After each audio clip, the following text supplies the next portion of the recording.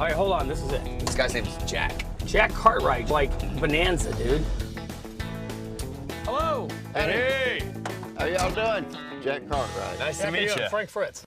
My name's Jack Cartwright, and I'm a retired music store owner. Retired out of the oil field. I've been retired twice, so y'all come on in, gentlemen. All righty. All right. Oh, look at that pond boat. Here it's being pulled up. Super. Man. Oh, it's an old coffin case? Yeah. Yeah, when I first saw that, I was hoping there was a guitar in it, but Oh, hell yeah. Sure. there wasn't. Early things I found up there was this awesome coffin case for a guitar. I mean, it's got kind of a morbid look to it, man. It looks like a coffin, but it holds a musical instrument. So this had to be pretty wild. You have a guitar store and you find this in your attic. Yeah. What do you got to have for this, man? Is this even something you'd sell? Yeah, I'd sell it, but that's probably going to run somewhere around 200. This is cool. I'm just looking if there's any. There's one Nothing crack inside? I can see No. right there. What I'm a going crack by right there. on price is just if you bought a new one, it'd run you $200, you know.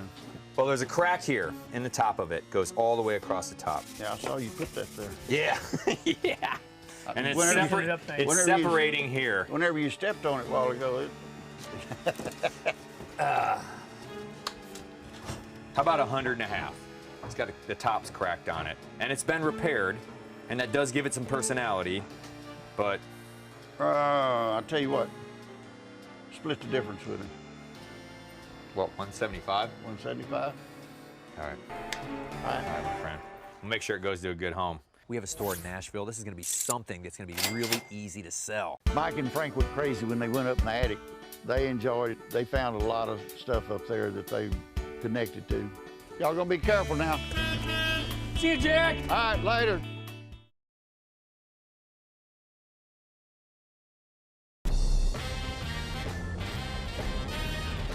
All right, this is it.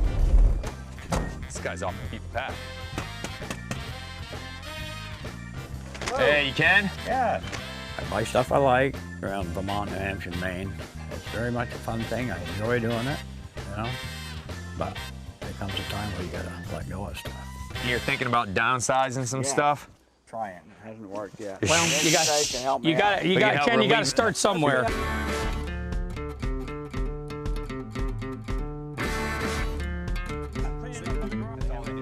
This is, believe it or Yeah, not, you do got some bikes. just got that last week. I think it's pretty decent shape. Wing on that side. Did you get this somewhere local or? Yeah. A friend of mine sold outboards and sailing boats, deep sea diving This stuff. was actually your buddy's shop. Yeah. Oh, that's cool. Yeah. What are I you bought asking 4 for or 5. this? I'd like to get $1.25 for it. $1.25. Yeah. How about We're interrupting normal programming to join the BBC News Desk for some breaking news.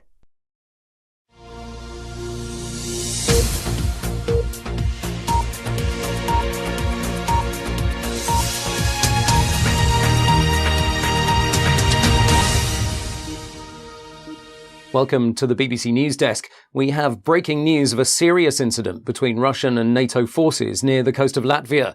Although the details are uncertain, early reports indicate that a Russian surveillance aircraft was fired upon by naval vessels of NATO forces operating in that region, after apparently straying into Latvian sovereign airspace.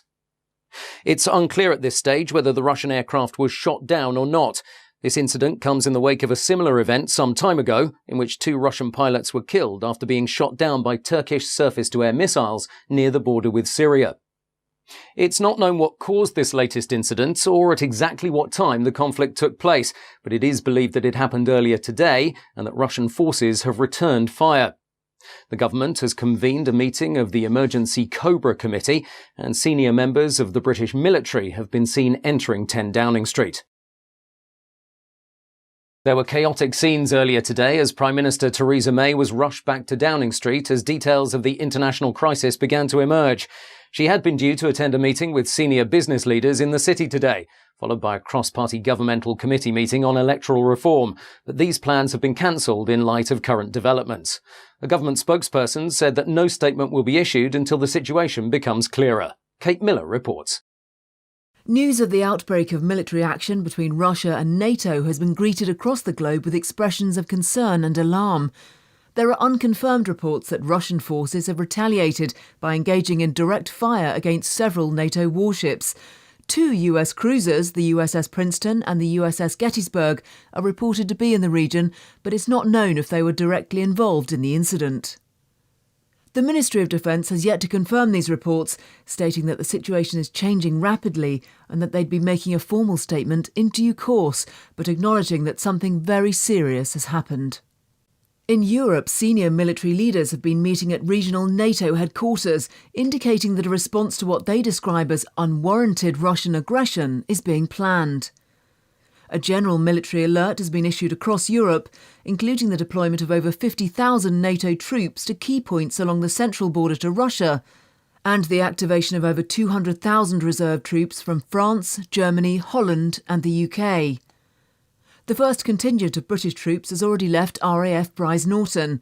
All military leave has been cancelled, and the mobilisation of all British forces nationally and internationally has been ordered by the government. And we're just receiving reports that at least one NATO warship has sustained serious damage as a result of direct fire from Russian forces. Details are unclear and the number of casualties remains unknown, but it's reported that at least one vessel has been sunk with major loss of life and that contact has been lost with a further 2 ships in the area. The US President Donald Trump has condemned the Russian military action, calling on President Putin to pull back from what the US government has described as a reckless and warlike posture which can only lead to greater conflict. World leaders have expressed their condemnation of Russian military action, stating their support for US and NATO forces and their hope that a peaceful, negotiated settlement to the conflict can be achieved. The Pentagon has convened a meeting of the Joint Chiefs of Staff, and a worldwide military alert has been declared for all US forces with immediate effect. We'll be bringing you further information on the US response to the situation as details emerge. The conflict in the Baltic Sea continues to escalate, with reports that a number of Royal Navy vessels have joined the battle. It's believed that HMS Lancaster and HMS Duncan are leading the British response, and that HMS Northumberland is en route to provide additional support. The Royal Navy Trafalgar-class submarine HMS Torbay is believed to be in the region, but it is not clear whether it's involved in the conflict. The Ministry of Defence has declined to comment, stating that the military response to the situation would be proportionate, but that it would not be appropriate to discuss any details thereafter. Several destroyers from the Russian Baltic Fleet have been spotted near the coast of Finland, indicating a potential major escalation in the scale of the conflict and increasing fears that the fighting may get out of hand before a political solution can be negotiated. In response to global condemnation of Russian military action, President Putin has stated that Russia will use whatever means are necessary to defend itself, including the use of its strategic military capabilities. Russian forces are already at a heightened state of combat readiness following significant military exercises over recent months and the deployment of the Russian S-400 advanced surface-to-air missile system along the central border between Russia and Western Europe. Reporting restrictions have been imposed due to the sensitivity of divulging troop movements, but we're hoping for an update from our local reporters in the region and from other news networks in due course. In the UK, the mobilisation of the armed forces is continuing, with a full recall of all reserve forces and heightened security at military bases and airfields. Typhoon fighter jets from 29 Squadron at RAF Coningsby in Lincolnshire and 6 Squadron at RAF Lossiemouth in Scotland have begun patrolling UK airspace, and restrictions on civilian and commercial air traffic have been imposed around military and nuclear power facilities. The Ministry of Defence has ordered the dispersal of key military forces and strategic bomber aircraft to various bases across the country, and the British submarine fleet has left the naval bases at Faslane in Scotland and from Plymouth on the south coast. Traffic restrictions have been reported on certain motorways and access points, causing tailbacks in many areas and bringing traffic to a virtual standstill on parts of the M25. Emergency services and hospitals in the UK have also been placed on high alert. A senior spokesperson for the NHS has stated that it's important the UK is prepared for any eventuality, but that this should not be a cause of undue concern. And just to recap on the main points so far, a serious incident has been reported between Russian and NATO military forces in the Baltic Sea, apparently resulting in direct fire from Russian warships against US and British naval forces, resulting in the loss of at least one naval vessel, and with casualties now exceeding over 200 troops killed and several hundred more either injured or unaccounted for. It's not clear when the first incident took place, but it appears that sometime earlier today, a Russian surveillance aircraft was fired upon by NATO forces after apparently entering Latvian sovereign airspace. It's not known whether the Russian aircraft was shot down, and the Russian government so far has neither confirmed nor denied that this incident took place. A NATO spokesperson has reported significant troop movements in Russia near the borders of Latvia and Estonia, prompting fears that a much larger regional conflict is becoming inevitable. A full-scale military response is underway involving combined NATO forces, although the scale and severity of the conflict remains unclear. We're expecting a statement shortly from the British government following an emergency meeting of the Cabinet in a joint session with senior military leaders. It's clear, however, that the situation is extremely serious and is continuing to escalate.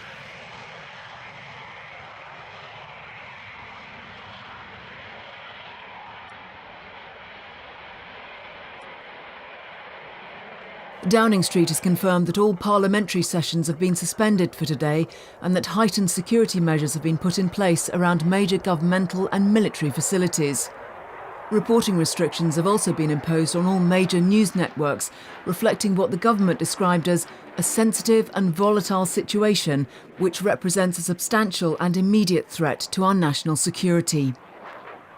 And with the latest report from the conflict, it's believed that a Russian-guided missile destroyer has been hit by a missile fired by the British naval fleet, apparently sustaining major damage with many casualties. Heavy fires on board have been reported as NATO forces continue to retaliate. Russian search and rescue vessels are on the scene, with additional support en route from their Baltic fleet, who are expected to arrive in the region shortly. And we do now have footage of the conflict from the region. This is the scene of Russian warships based directly off the coast of Finland.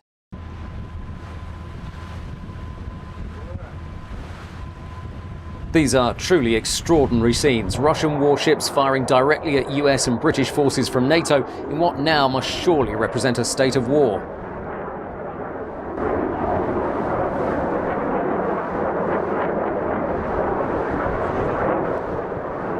We expect to receive a statement from Downing Street shortly about the escalating crisis and how British and international forces plan to respond to the situation.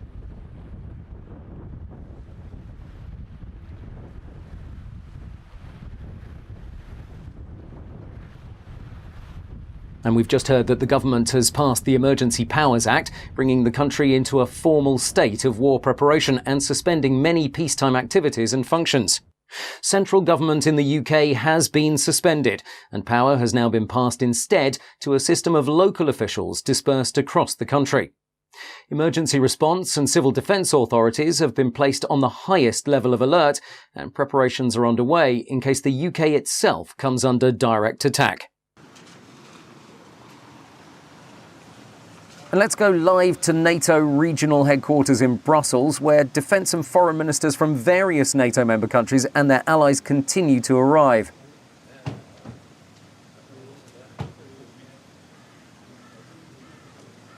One of the early arrivals is the Belgian Minister of Defence, Steven van der Puut, joining his counterparts from a growing number of NATO member countries and their allies.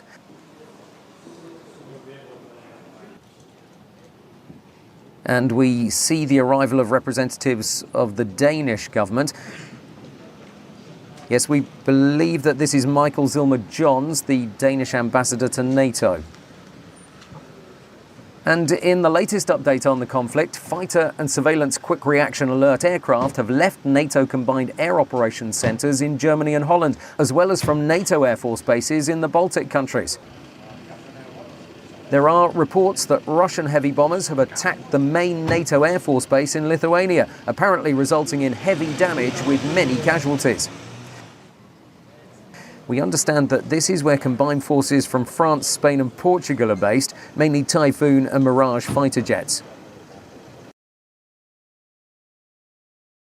We're waiting to hear of any further news on this, but we understand that the attack is ongoing and that Dutch F-16s based out of Malbork in Poland, as well as British Typhoon fighter jets of the Royal Air Force based in Amari in Estonia, are responding.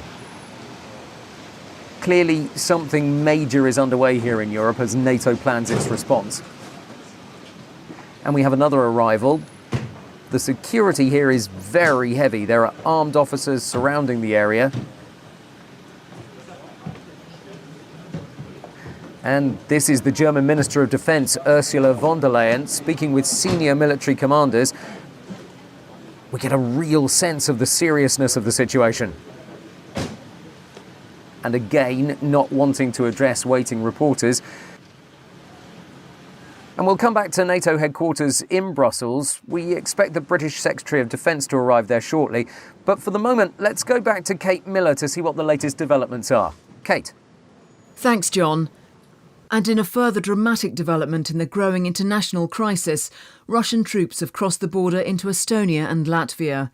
International observers have reported a significant incursion involving an estimated 75,000 Russian troops and a number of tank divisions and missile regiments. Heavy fighting has been reported along the border areas, but Russian forces have broken through in several places and are moving quickly towards the capitals of both countries. An estimated 15,000 NATO troops are stationed in the Baltic states, making it unlikely that any significant defence of the territory can be achieved. Russian heavy armoured divisions have surrounded the strategically important cities of Narva and Voru in Estonia and Rozenka and Kraslane in Latvia in an attack led by elite Russian special forces. Russian troops and heavy armoured divisions based in Belarus and in the Russian enclave of Kaliningrad have also been massing along the border of Lithuania, with incursions of Russian fighter and surveillance aircraft already being reported in Lithuanian airspace. The national government in Vilnius has declared a state of emergency and has requested NATO support in defending its country against Russian aggression. In New York, an emergency session of the United Nations Security Council is underway, and the Russian ambassador to the United States is currently meeting with senior officials at the White House in what's being described as a frank and earnest exchange of views about the growing international crisis.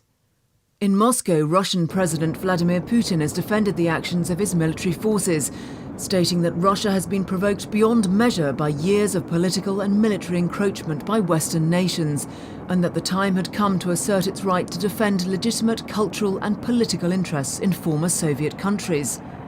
It's not known whether the US president has had any direct contact with his Russian counterpart, or whether the so-called hotline between the White House and the Kremlin, in place since the Cuban Missile Crisis, has been used since the conflict started. The US President, the US Secretary of State, plus a number of other key political and military leaders have left Andrews Air Force Base in Air Force One and are likely to remain airborne until the crisis is stabilised. NORAD has declared DEFCON 2, bringing all American strategic nuclear forces to a high state of readiness and sending America's strategic bomber wings to their assigned fail-safe points across the globe. All remaining vessels of the US submarine fleet have sailed from their bases, joining an already substantial contingent of naval vessels in international waters. Let's go back to NATO regional headquarters in Brussels. These were the scenes a few moments ago. The British Secretary of State for Defence, the Right Honourable Michael Fallon MP, in Brussels originally to chair a NATO committee on defence planning, but now arriving at this emergency meeting of international NATO leaders. Many of the government ministers and representatives we see today were already in Brussels for various NATO Council meetings. Others have been rushed here to join the emergency session of senior military and political leaders.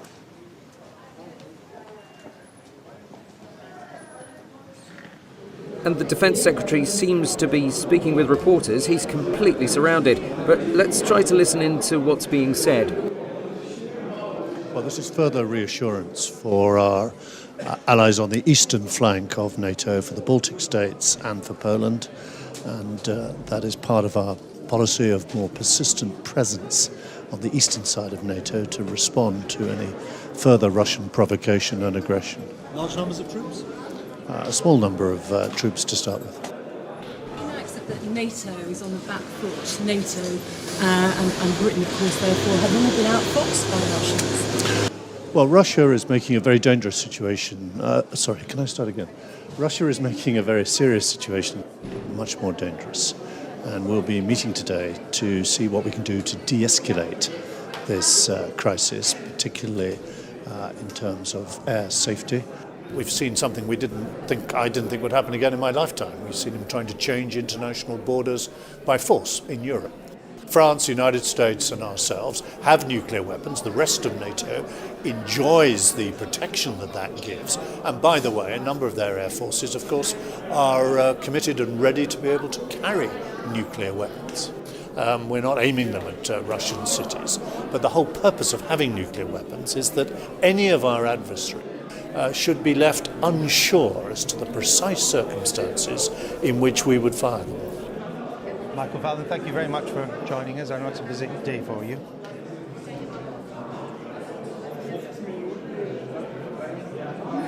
And just to recap quickly on the main points so far, things have been moving very quickly from what started earlier today as a rumour that NATO forces had fired on a Russian surveillance aircraft, to a situation where Russian forces are engaging in ongoing heavy combat with combined forces from different countries in the NATO alliance.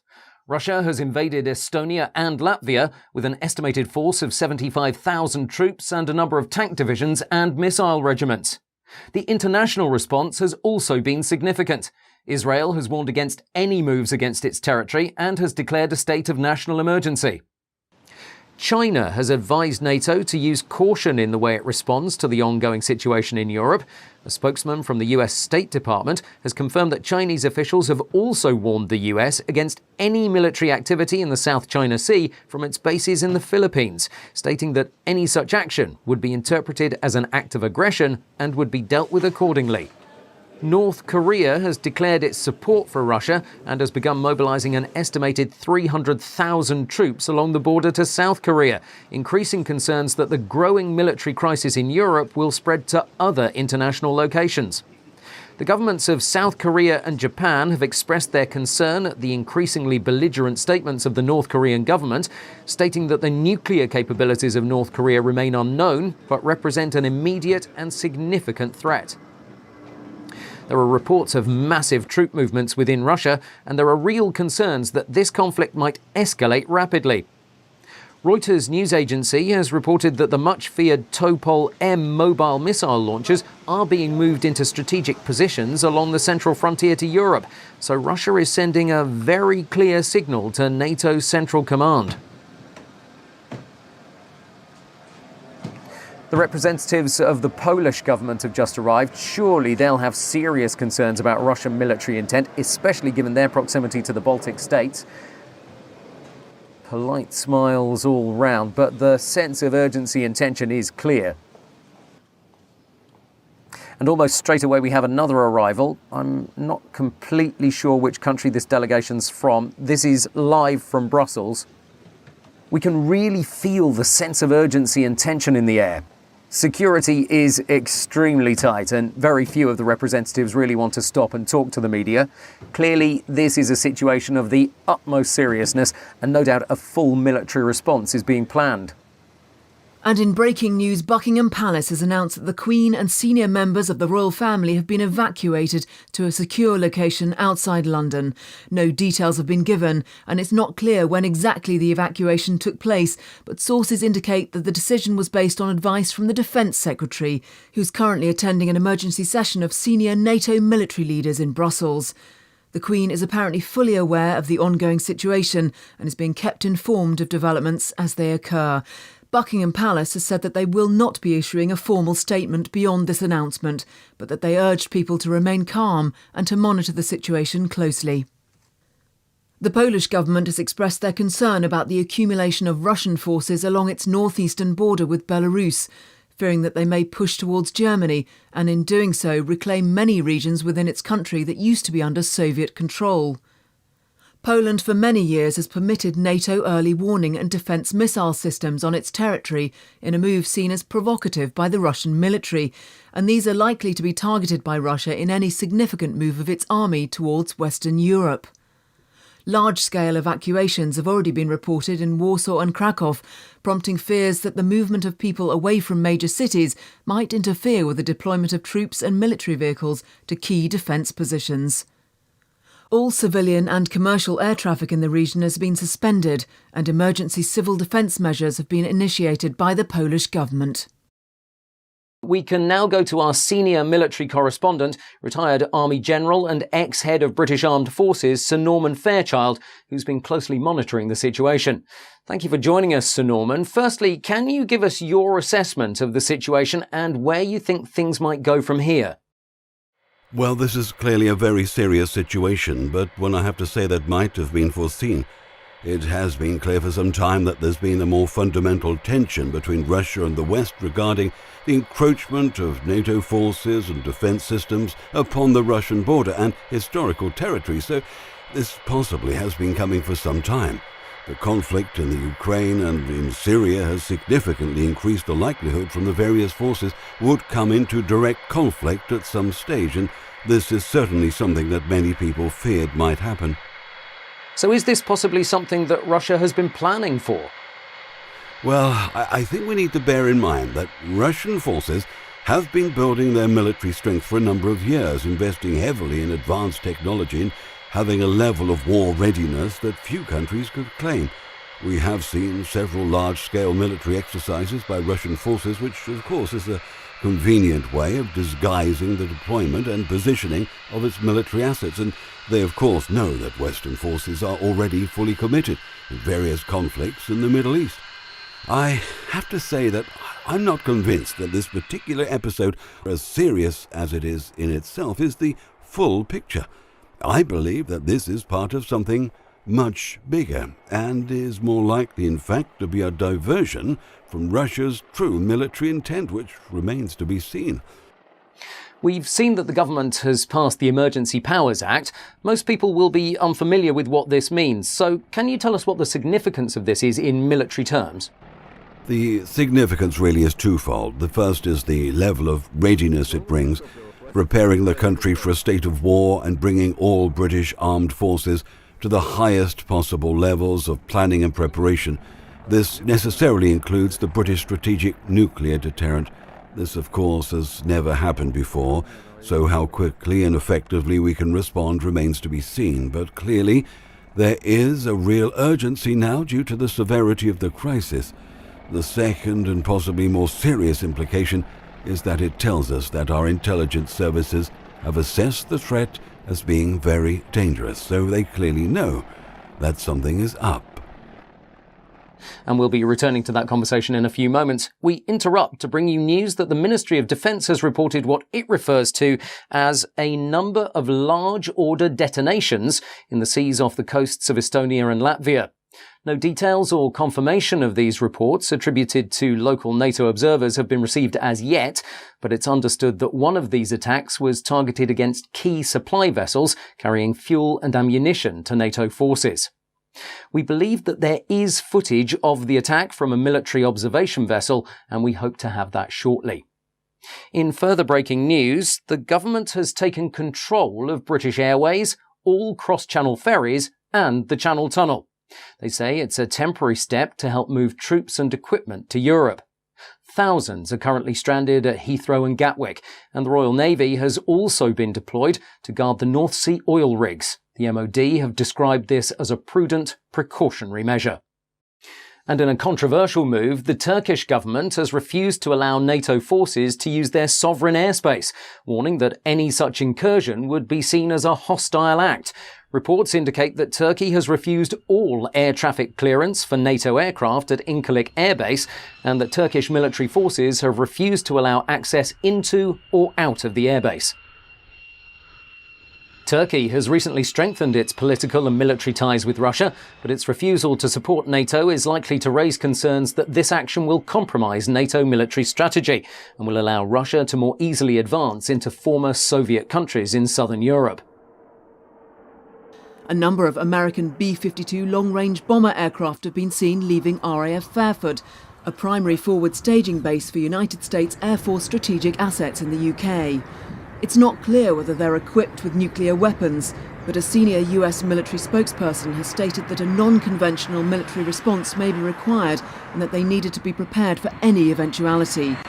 American AWACS surveillance, along with several airborne refuelling aircraft, have also left Aviano Air Force Base in Italy to support military operations in the region. The Prime Minister Theresa May and senior members of Cabinet are directing emergency operations from an undisclosed location outside of London, along with the head of British Armed Forces and other senior military leaders. In the UK, military and civilian authorities are continuing their preparations to respond to the growing crisis. All non-essential and elective surgeries have been cancelled by the NHS, and hospitals are being cleared of non-critical patients to make way for potential casualties in the event of a wider conflict. The Ministry of Defence has refused to comment on rumours that Russian forces have used tactical nuclear weapons against British and US naval forces in the Baltic Sea. The United States has continued to respond to the growing international crisis. The meeting of the US President and the Joint Chiefs of Staff is still in session, but we understand that a full mobilisation of US military forces is underway internationally and that all military leave has been cancelled. B-2 stealth bombers have been seen leaving Whiteman Air Force Base in Missouri some time ago, and all military bases in Europe and the Middle East have been placed on high alert. Sources at the Pentagon are suggesting that a major strategic confrontation with Russia might be a real possibility. NATO has been moving their forces closer and closer to Russia over the past few years.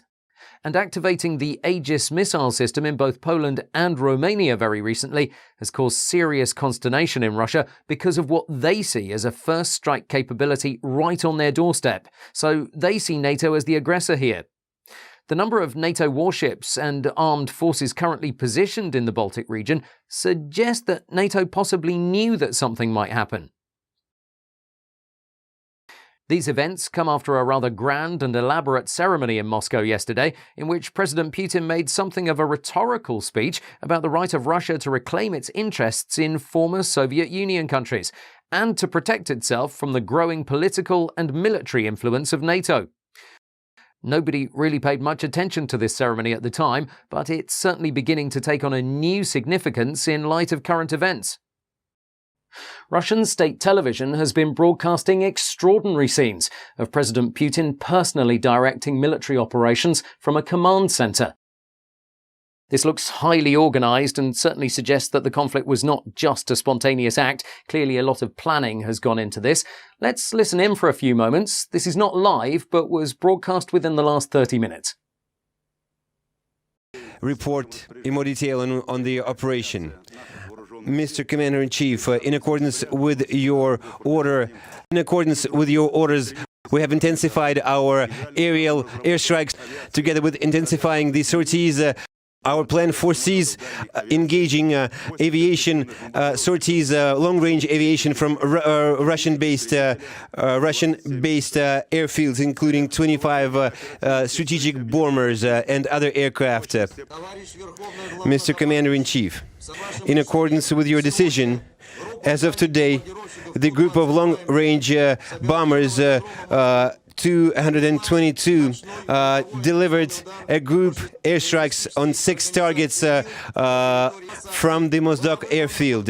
Following their landing, they prepared for a repeated sortie. The wings took flight again to deliver another group airstrike, and up to 1700 hours they delivered strikes on 6 enemy targets. As of now, the aircraft are returning to the airfield. The crews and the hardware are working normally.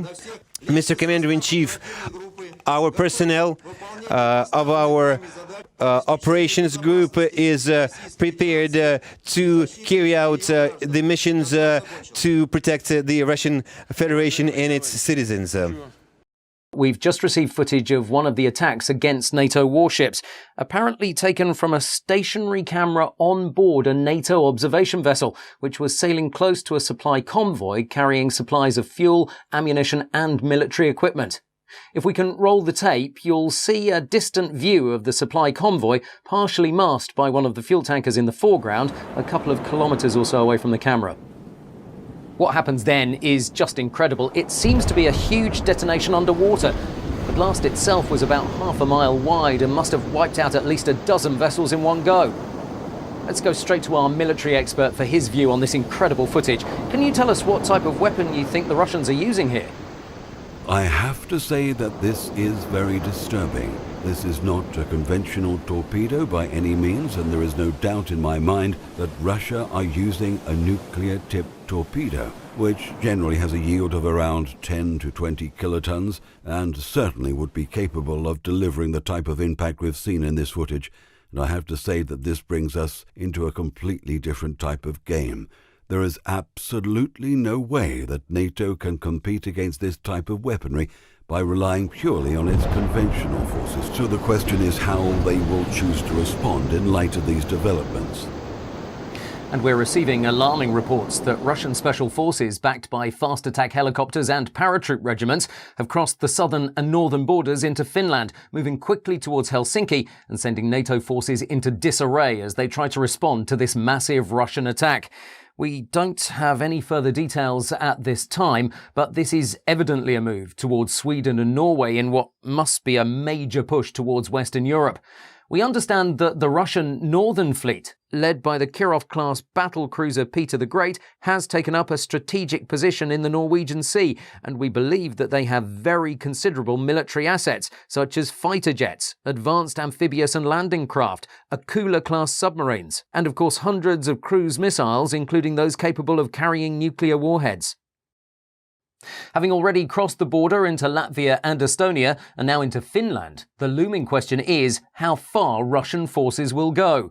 Will they continue to advance and to defy NATO's declared policy of defence by all means, including the use of tactical nuclear weapons?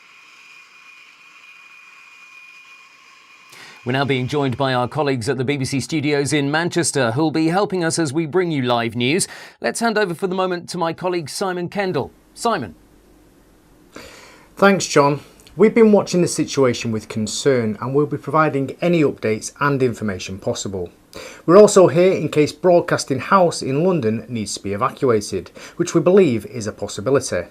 Our military expert Sir Norman Fairchild will also stay on the line with us for the time being.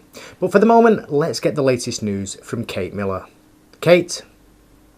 Thanks, Simon. We're just receiving reports that the Russian Air Force has bombed several military installations in Poland and that Russian tanks and heavy armoured divisions have crossed the border from Belarus into Poland just west of the city of Brest, which must surely mean that they'll push directly towards Warsaw.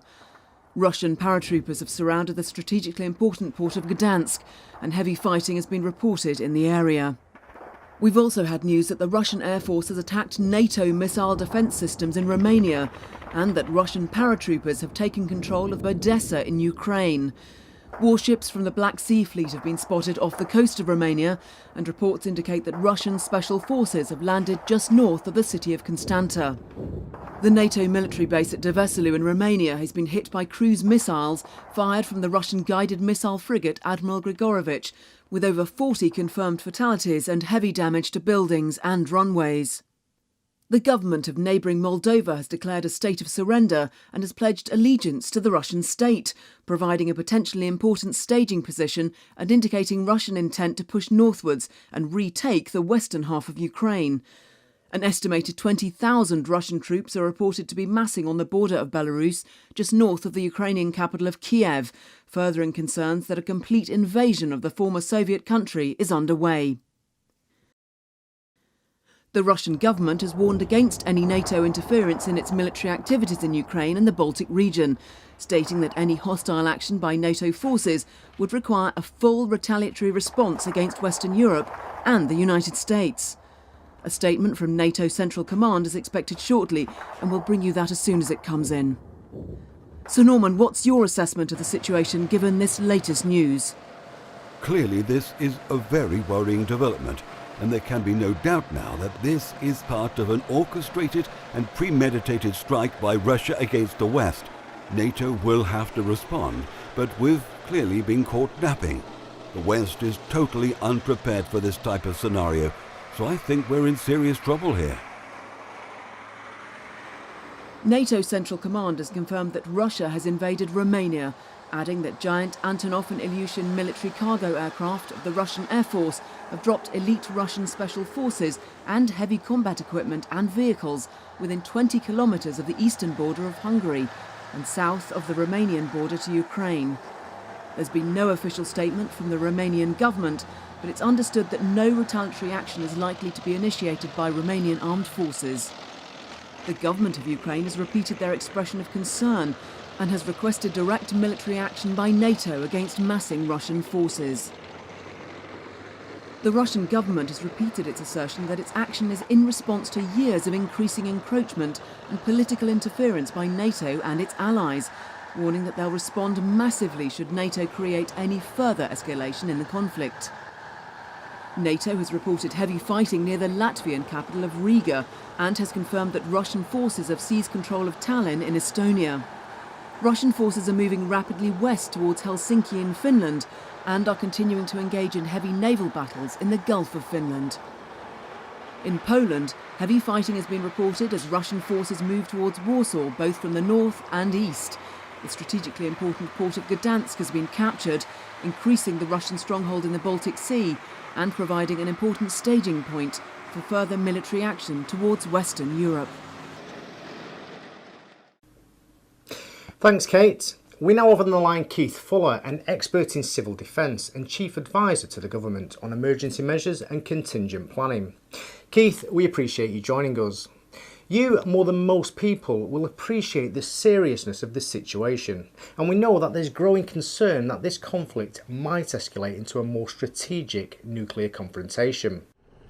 The standard advice to the public is to gather food and water and to create a shelter in their home to protect them against blast and fallout. What's your assessment of the effectiveness of such measures? I can tell you that I've worked in civil defence for some 25 years, and the literature that was being churned out in the 50s is practically the same as we now have this idea of upturning a table and putting it against a wall and surrounding it with cushions and painting the windows white and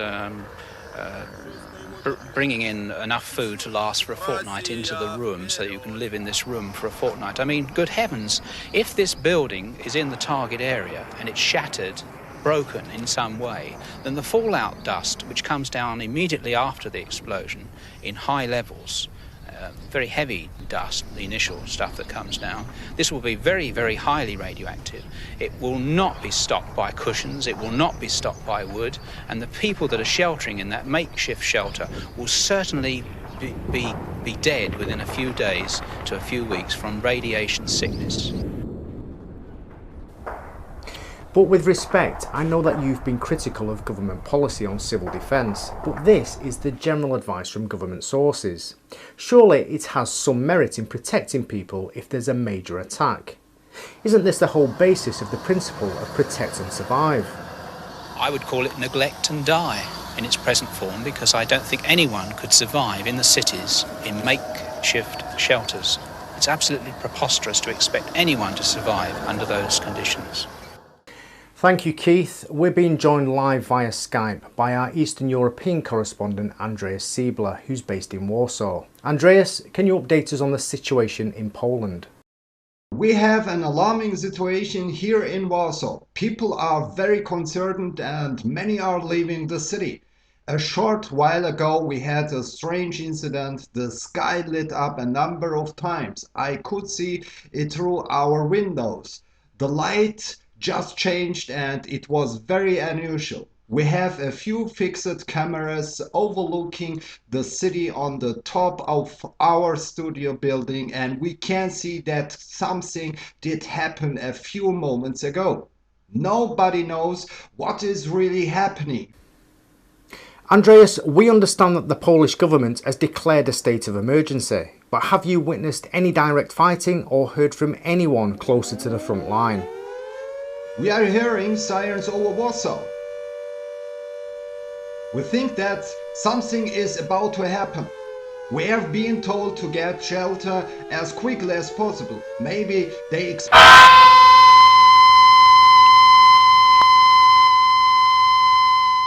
I'm sorry, but we seem to have lost our connection with Warsaw. We'll try and clarify the situation there and hopefully reconnect as soon as possible. But for the moment, let's go back to Kate Miller to see what the latest developments are. Kate. Thanks, John. The leader of the Labour Party, Jeremy Corbyn, has complained that the government is not telling the public the whole truth about the conflict, arguing that people have the right to know what's happening and what danger they face. The Mayor of London, Sadiq Khan, has ordered emergency announcements to be broadcast and has instructed that all underground stations be immediately open to members of the public to provide shelter against a possible air attack on the capital. And I'm sorry to interrupt. We've just had breaking news of a significant explosion at RAF Fylingdales in Yorkshire, the home of Britain's ballistic missile early warning system, in what appears to be the first direct attack against UK forces on British soil. We've also had reports of similar attacks on Thule Air Force Base in Greenland and on Clear Air Force Station in Alaska from what appears to be submarine-launched ballistic missiles. Sir Norman, this is clearly a strategic move by Russian military commanders. Yes, all of these military bases are part of a network of early warning radar systems designed to detect a nuclear launch against the West and to help to target incoming nuclear warheads. NATO has quite a substantial anti-ballistic missile system, but it relies on accurate targeting. So without these advanced radar capabilities, we'll be more or less shooting blind. It's pretty clear that we're going to get into a real shooting match very soon. Thank you, Sir Norman. Obviously, we'll be monitoring the situation carefully as the mobilisation of British forces continues to accelerate. We have live footage from RAF Northolt near London. These appear to be Typhoon fighter jets taking off in rapid sequence. We have unconfirmed reports that RAF fighters have been sent to intercept Russian long-range bomber and surveillance aircraft. We stress that this is not confirmed, but we will bring you as much information as possible as we receive it. For X-ray Lima 41 and 42 for potential renegade ops vector 05, 1326 and 1327. Scramble, scramble, scramble, acknowledge.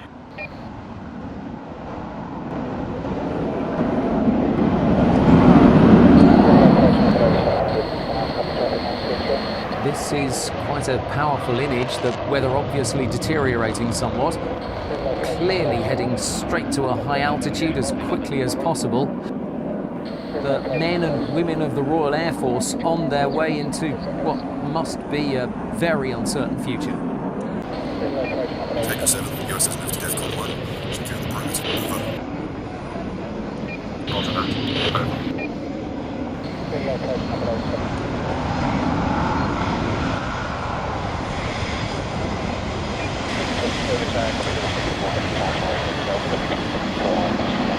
And we have similar scenes from NATO military bases and command facilities across Europe. Clearly, the military situation is of grave concern, but we're limited in what we can report. We've just heard that we can expect a live statement from NATO's Central Command in the next few minutes. Obviously, we'll bring you that as it happens. And we've just had news that the US ambassador and senior consulate staff are being evacuated from central London. Clearly, something has gone terribly wrong. Heavily armed US Secret Service personnel are escorting US diplomatic staff to waiting helicopters and military aircraft.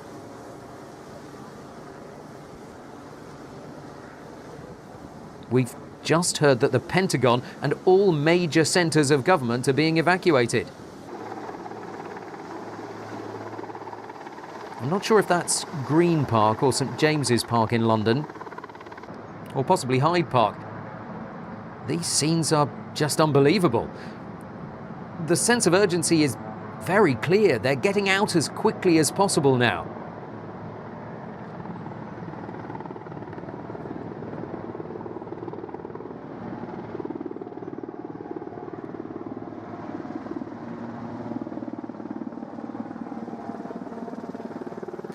This is certainly a very frightening scene. All US military bases in Europe have been ordered to get their remaining aircraft into the air in what appears to be a frightening escalation in the conflict. And we're now going live to Brussels for a statement from NATO regional headquarters. Let's listen into this live broadcast.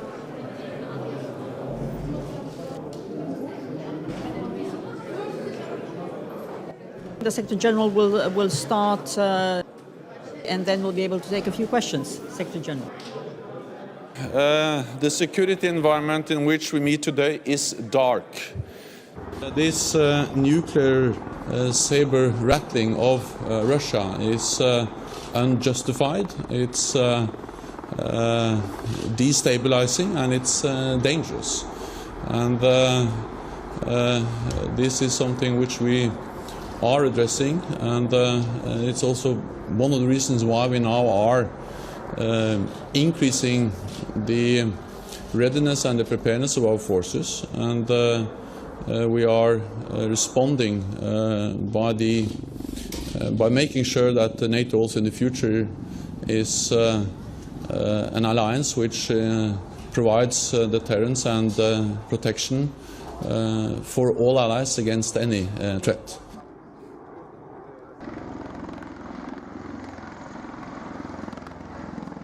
And we've just had reports of a major detonation at Beale Air Force Base in California.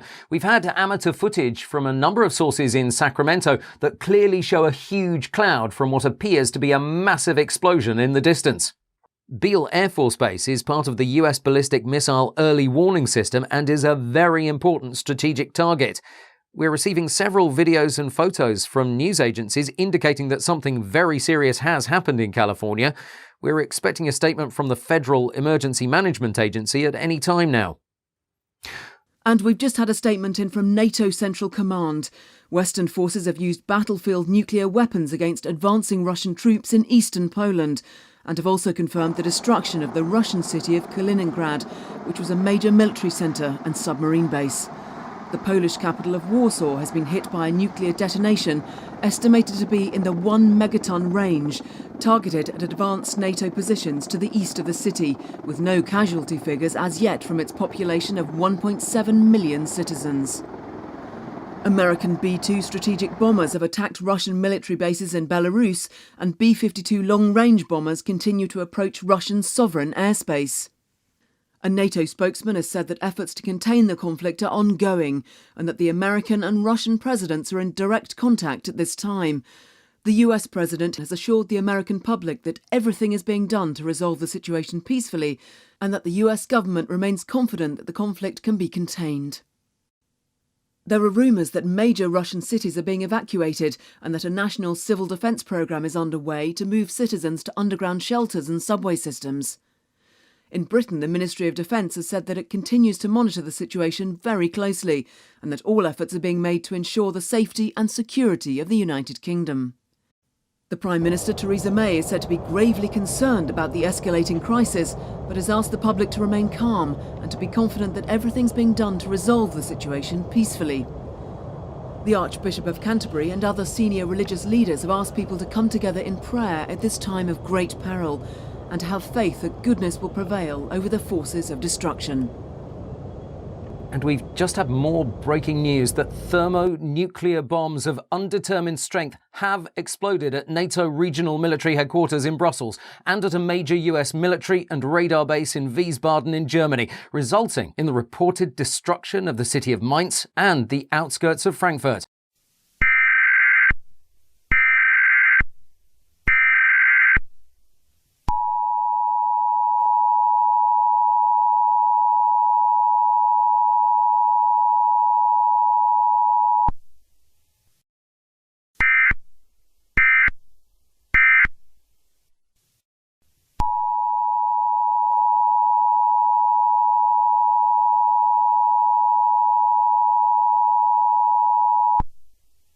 This is the emergency alert system.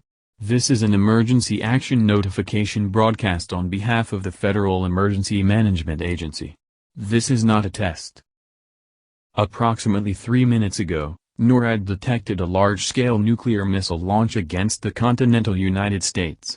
This nuclear strike is expected to hit within the next 20 to 25 minutes. Please seek immediate shelter in the most secure location available to you. Please stand by for further information.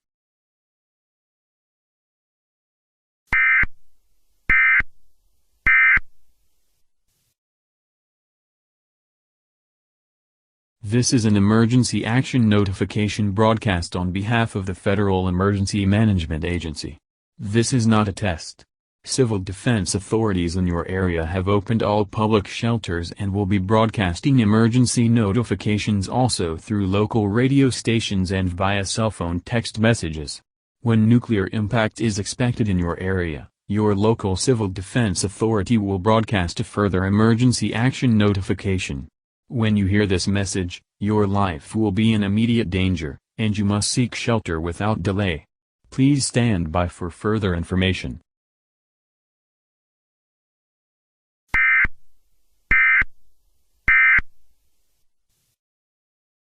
This is an emergency action notification broadcast on behalf of the Federal Emergency Management Agency. This is not a test. All military bases, airfields, and naval ports in the United States are likely to be primary targets of this nuclear attack. The following cities have also been confirmed by radar tracking as primary targets: New York, Providence, Washington, D.C., Boston, Charleston, Harrisburg, Buffalo, Portland, Maine, Albany, Philadelphia, Atlanta, Georgia, Detroit, Chicago, St. Paul, Cincinnati, Frankfurt, Miami, Orlando, Indianapolis, Milwaukee, Springfield, Illinois, Little Rock, Houston, Dallas, Austin, Texas, New Orleans, Des Moines, Jefferson City, Minneapolis, Pierre, Oklahoma City, Tulsa, Kansas City, Omaha, Lincoln, Santa Fe, Denver, Cheyenne, Helena, Salt Lake City, Phoenix, Las Vegas, Carson City, Seattle, Washington, Olympia, Portland, Oregon, Sacramento, San Francisco, San Jose, Los Angeles, San Diego. A further number of smaller cities and centers of major civilian population have also been identified as secondary targets. Target projections will be updated in due course. Please stand by for further information.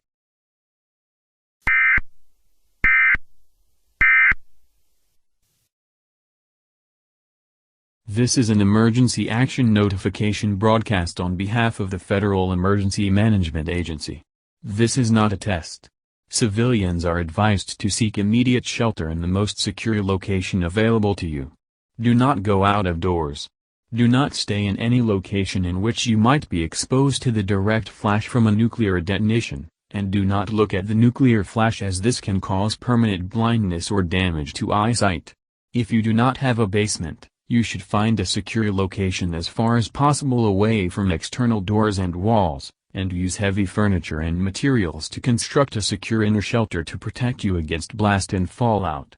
Right now, your main priority should be to gather as much food and water as possible, and to store them in your secure shelter. Please stand by for further information.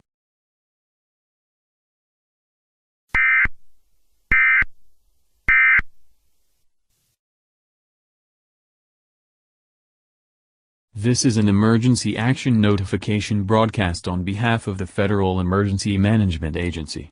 This is not a test. Civilians are advised to seek immediate shelter in the most secure location available to you. Do not go out of doors. Do not stay in any location in which you might be exposed to the direct flash from a nuclear detonation, and do not look at the nuclear flash, as this can cause permanent blindness or damage to eyesight.